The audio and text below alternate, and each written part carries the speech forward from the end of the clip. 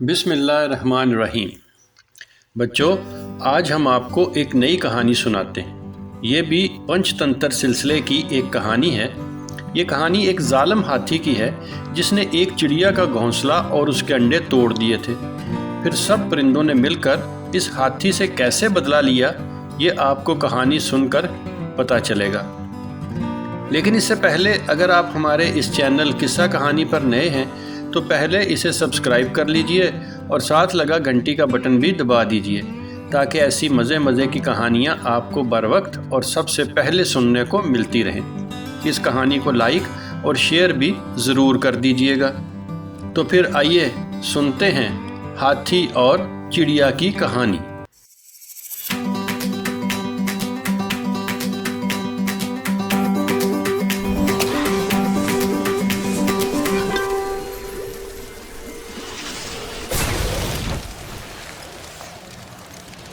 ایک دفعہ کا ذکر ہے کہ ایک چڑیا اور چڑے نے ایک اونچے درخت پر اپنا گھونسلہ بنانے کا فیصلہ کیا۔ انہوں نے اپنا گھونسلہ بنانے کے لیے سخت محنت کی جو بہت کشادہ اور آرام دہ تھا۔ گھونسلہ بننے کے چند ہفتے بعد چڑیا نے انڈے دیے۔ چڑا اور چڑیا دونوں بہت خوش تھے۔ چڑیا انڈوں کو گرم رکھنے کے لیے ان پر بیٹھتی اور چڑا دانہ دنکا تلاش کرنے کے لیے سارا دن ادھر ادھر اڑتا۔ چڑیاں جہاں اپنی چھوٹی سی دنیا بنانے میں مصروف تھی، وہیں اس جنگل میں ایک جنگلی ہاتھی رہتا تھا۔ وہ اس قدر ظالم تھا کہ اپنی طاقت کا مظاہرہ کرنے کے لیے چھوٹے چھوٹے پودوں اور جانوروں کو اپنے پیروں تلے کچل دیتا تھا۔ ایک دن یہ ہاتھی قریب کی جھیل میں نہانے کے بعد واپس آ رہا تھا تو اس کی نظر چڑیا کے گھونسلے والے اونچے درخت پر پڑی تو اس نے دیکھا کہ درخت بہت اونچا اور مضبوط نظر آتا ہے۔ وہ ہمیشہ اپنے آپ کو تمام پودوں اور جانوروں میں سب سے زیادہ طاقتور سمجھتا تھا۔ درخت اس سے کہیں زیادہ اونچا تھا۔ اس بات نے اسے بے چین کر دیا اور اس نے درخت کو تباہ کرنے کا فیصلہ کر لیا۔ ہاتھی نے اپنی پوری قوت سے درخت کو ٹکریں مارنا شروع کر دی۔ درخت صرف چڑیوں کا ہی نہیں بلکہ بہت سے پرندوں کا گھر تھا۔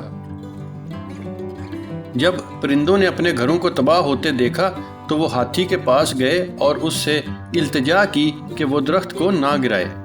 ان پرندوں میں چڑیا بھی شامل تھی۔ اس نے ہاتھی کو اپنے گھونسلے اور اس میں موجود انڈوں کے بارے میں بھی بتایا کہ وہ گر کر ٹوٹ جائیں گے۔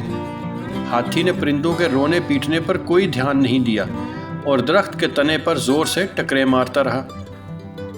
چڑا اور چڑیا بے بسی سے رونے لگے۔ ان کا گھونسلہ انڈوں سمیت درخت سے گر گیا اور چڑیا یہ دیکھ کر بہت دکھی ہوئی کہ انہوں نے جو خواب بنائے تھے وہ سارے خواب ٹوٹ گئے۔ اس درخت پر رہنے والے دوسرے پرندوں کے گھونسلے اور انڈے بھی ٹوٹ گئے۔ پرندوں نے ہاتھی سے بدلہ لینے کا فیصلہ کیا لیکن وہ خود کو بے بس محسوس کر رہے تھے کیونکہ ہاتھی بہت بڑا تھا۔ انہوں نے ایک عقل مند الو سے مدد لینے کا فیصلہ کیا۔ الو نے ان کی بات تحمل سے سنی۔ اس نے انہیں یقین دلایا کہ وہ ہاتھی سے چھٹکارا حاصل کرنے کا کوئی نہ کوئی طریقہ صبح تک تلاش کر لے گا۔ تمام اداس پرندے اپنے درخت کی طرف لوٹ گئے۔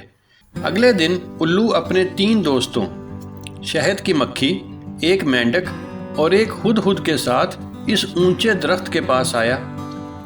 اس نے پرندوں کو اپنے منصوبے اور اپنے دوستوں کے بارے میں بتایا جو اس دن دوپہر کے وقت ہاتھی سے بدلہ لینے میں ان کی مدد کریں گے۔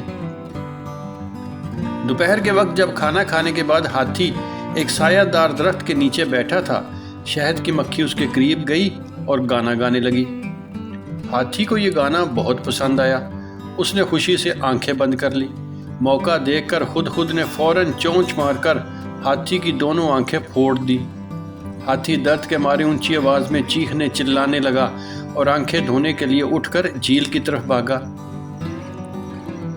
مینڈک جھیل کے قریب دلدل کے کنارے پتھر کے اوپر بیٹھا اس کا انتظار کر رہا تھا۔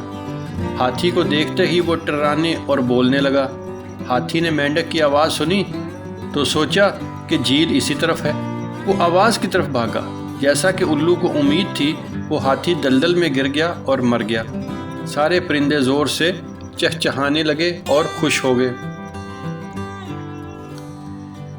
जब परिंदे अपनी खोई हुई चीज़ को वापस नहीं पा सके तो उन्होंने इस बात को यकीनी बनाया कि जंगल में मौजूद दीगर जानवरों को मुस्तकबिल में हाथी से कोई खतरा ना हो। जहाँ तक चिड़ियों का ताल्लुक है, उन्होंने भी नए सिरे से ज़िंदगी शुरू करने का फैसला किया। बच्चों, इस कहानी से हमें यह सबक मिलता है कि अक्ल ताकत से बरतर है और ज़हानत बहादुरी से ज़्यादा ताकतवर है।